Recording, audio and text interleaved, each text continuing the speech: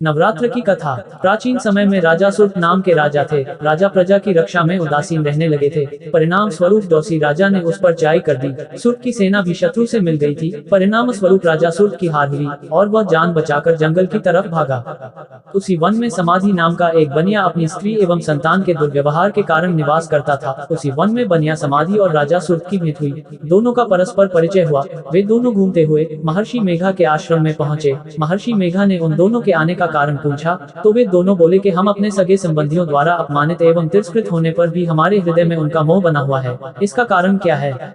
महर्षि मेघा ने उन्हें समझाया कि मन शक्ति के अधीन होता है और आदि शक्ति के अविद्या और विद्या दो रूप है। विद्या ज्ञान स्वरूप है और अविद्या अज्ञान स्वरूप। जो व्यक्ति अविद्या अज्ञान के आदिकरण रूप में उपासना करते हैं उन्हें वे विद्या स्वरूपा प्राप्त होकर मोक्ष प्रदान करती हैं। इतना सुन राजा सुर्प ने प्रश्न किया, है महर्षि, देवी कौन है? उसका जन्म कैसे हुआ? महर्षि बोले, आप जिस देवी के विषय में पूछ रहे हैं वह नित्य स्वरूपा और विश्वव्यापिनी है। उसके बारे में ध्यानपूर्वक सुनो। कल्पांत के समय विष्णु भगवान क्षीर सागर में अनंत शैया पर शयन कर रहे थे। तब उनके दोनों कानों से मधु और कैटब नामक दो दैत्य उत्पन्न हुए।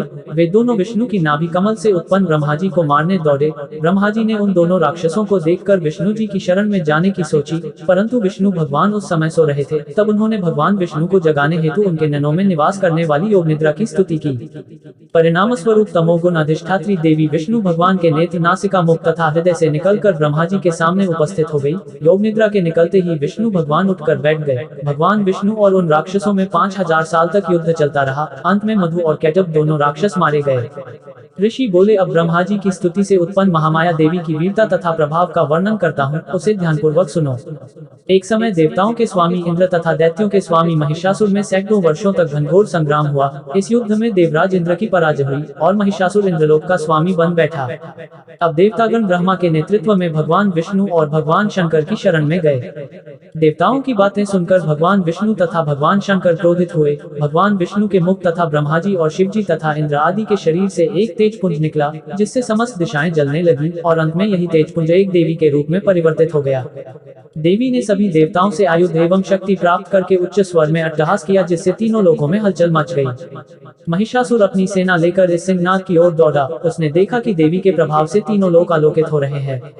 महिषासुर की देवी के सामने एक भी चाल सफल नहीं हुई और वह देवी के हाथों मारा गया। आगे चलकर यही देवी शुंभ और निशुंभ राक्षसों का वध करने के लिए गौरी देवी के रूप में अवतरित हुई। इन उपरोक्त व्याख्यानों को सुनाकर मेघा ऋषि ने राजा सुर्प तथा बनिया से देवी स्तवन की विधिवत व्याख्या की।